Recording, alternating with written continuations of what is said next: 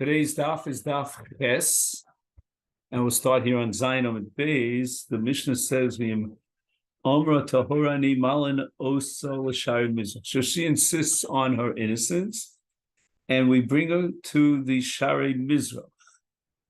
And the Gemara asks the following question: Malin osa, do we have to really take her up to the Azara in order to be mashka her? And now we start the daf on daf Ches. Hasam Kaima. They already brought her up there, and that's where Bezin HaGadol sits in the Lishkas HaGazis, and that's where they did the Iyum, and they warned her and tried to get her to back off. So the Gemara answers, the Maskinale Machtinala. They brought her up and they brought her down, and they did this Kidei Yaga to try to weaken her physically and therefore emotionally in terms of her resistance, to break down her resistance. So the Omaila Osola Bezdin in the Lishkas Hagaz in order to be Ma'ayim, in order to warn her and scare her. And then they took her down to the Harabayis, and then again they took her up to the Harabayis through the Shara Mizrach. And all this is Kadesha Titorif Daita, so that she'll be afraid of drinking the water, and then she'll confess her crime if she was guilty. The Sanya, Rabbi Shimon ben Elazar, Omer Bezdin, Misayin es ha'edim mimakom l'makom. That Bezdin Misayin es ha'edim means that those witnesses who come in a capital case to condemn someone for a capital crime, they used to bring them from one place to another before they accepted their testimony, and they said, "Lo kan nekabel duschem ela kan." We're not going to accept your testimony here, but there. And then they took them from place to place, so that they would weaken their resistance and then drop the case. The Mishnah says that with Male, we take the Sotah up to the Shara Mizrach, which is the Shara of Nicanor, and that's the same place as Sham Mashkinis HaSotos and the Oldos and the Mitzoroim. Vishlema HaSotos, Tichsiv Vehemid HaKoines HaIsha L'fnei Hashem. And L'fnei Hashem means the Pesach of the Azora, otherwise known as Shara Nicanor. Veha Mitzoroim Nami. And it says Lifnei Hashem Pesach Ol Moed. So we understand in the cases of Sotos and Mitzoroim that it's got to be Pesach Ol Moed, which is the Shara Mizrach, which is the Shara Nicanor. However, Yoledes, my time, where is the source for Yoledes? And Elam, if you're going to say Mishum di Asyon v'Kaiman Akurbanayu, perhaps this is just an application of the general rule that a person who brings a korban, he has to be omed on his korban. Now, obviously, in the case of Yoledes, she hasn't brought a korban, she's b'chuz a korban, she's not let her enter into the Azara, she'll stand as close to the korban as she can, which is at the Pesach of the Azara, which is the Shar HaMizrach. So that could be one explanation, but the Gemara has a problem with that. A person has to be standing, so to speak, over his korban. Gemara says, but if that's the case, and that's the underlying reason for the Oledes, then Zavin v'Zavos Nami. Then Zavin v'Zavos, who are also Mechusrei Kapara, they too cannot enter into the Azara and stand very close to the korbanos that they're bringing. Therefore, they have to go up to the Shara Mizrach. But the Mishnah doesn't mention Zavim Zavos. The Mishnah only felt compelled to give one example of Mechusa Kapara, but this applies straight across the board in all Mechusa Kapara. Tana Rabbanan ein mashkin shtei sotos kiachas. So you can't be mashke two sotos, And right now we're assuming it's one Kohen who's being mashke two sotos. And the Brisa gives a reason, does not give the classic reason of chavilos, which will come up later on. But rather, Kadesh lo yibo libo gaso, it means that one of the two sotos is absolutely convinced of her innocence. And when the other sota, who's really in truth guilty, sees the one who's innocent and is going full force ahead, full speed ahead for the hashkah, she'll also think, you know what? No problem. I'm going to go follow in her footsteps, and I'm going to go through this hashkah. Rabbi Yehuda Omer Lomen Hashem Uzeh Ela Amakra Osolavada. Rabbi Yehuda says, I can come to the same conclusion as you, that Ein Mashkin Shtei Sotos Kiachas, but not based on the Svara, but rather based on apostle. Because in the Parsha of Sotah, it says, Veshbia Osah HaKohen, and we're interpreting the word Osah as Livada. So there's no other Sotah here. So Gemara says, V'Tanakama Ksiv Osah.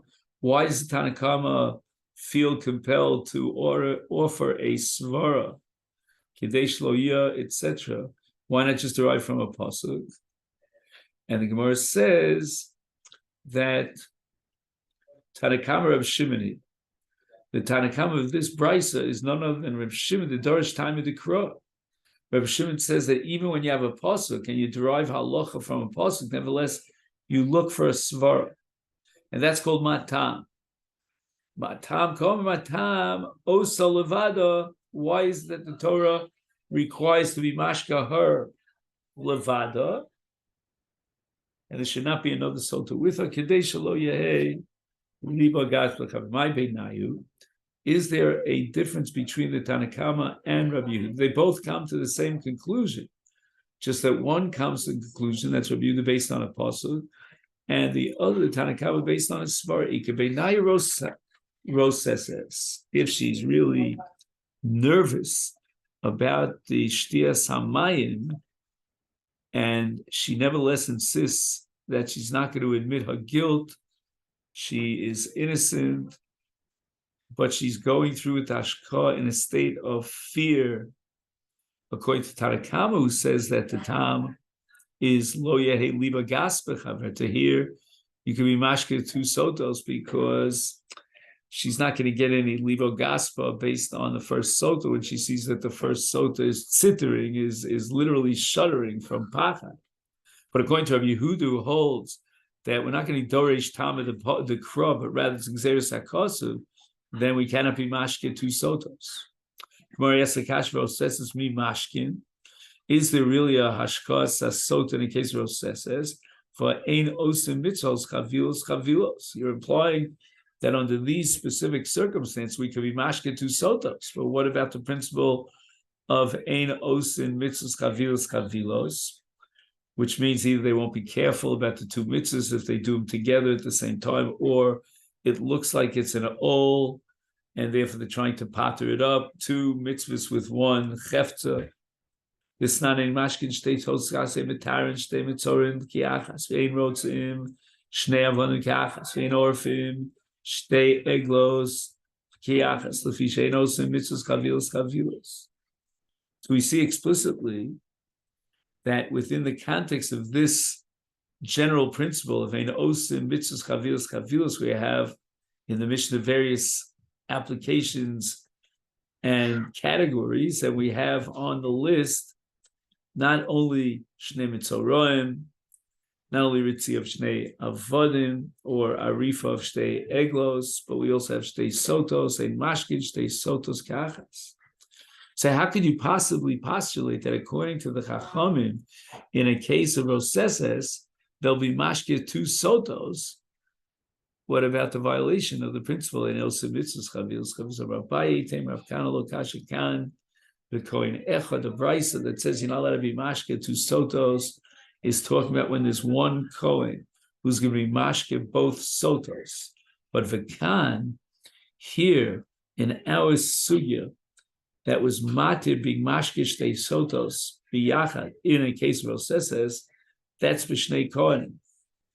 each Kohen is being mashke one specific sotah, and therefore you're allowed to be mashke two sotos.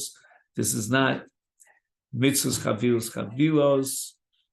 And if the reasoning is because of libo gaspa, which doesn't apply in the case of Rosesses, we could be mashke two sotos.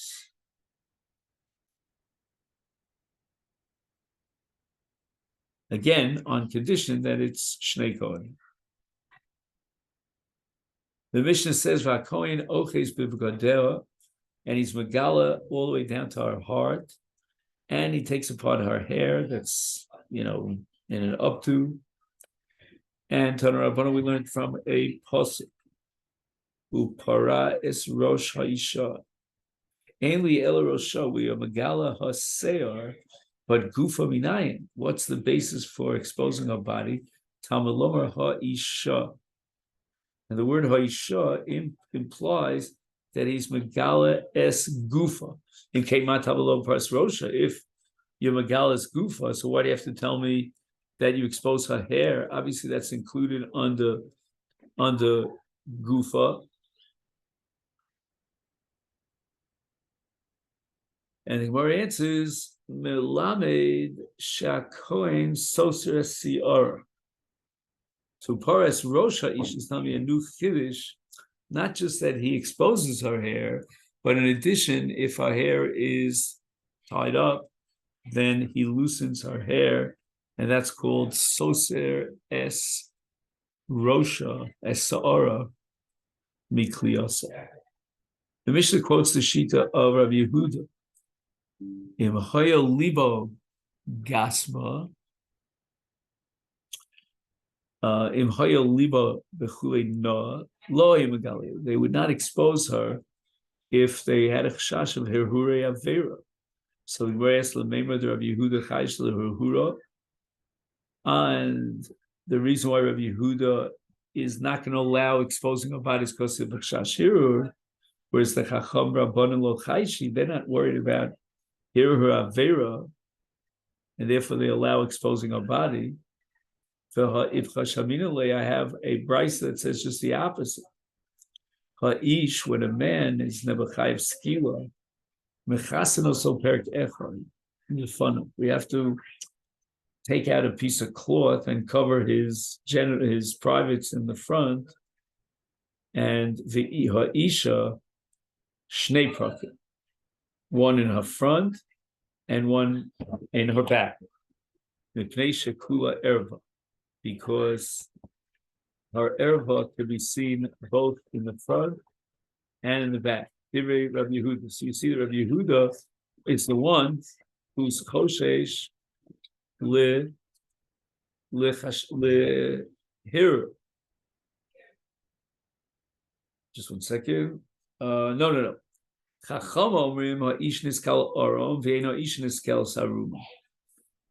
So means that skila, in the case of an isha, according to Chachamim, is when she's wearing her clothes. So it comes out that Rabbi Yehuda, he's the one who allows skila for a woman even without her clothes, as long as she's covering a little bit in the front, a little bit in the back. So he's not koshesh for hirur, and yet here, in the case of Sotah, he was koshesh for hirur. And the Gemara is going to ask later on a steer between Chacham and Chacham. Omar Rava, Hacha, with regard to Sotah, time of why is Rabbi Yehuda against exposing her? And he's worried about hirur, is Sheva takes him in Beis Din Zakais. We don't know what's going to happen at the end of the day. Maybe she's guiltless. And then you exposed her.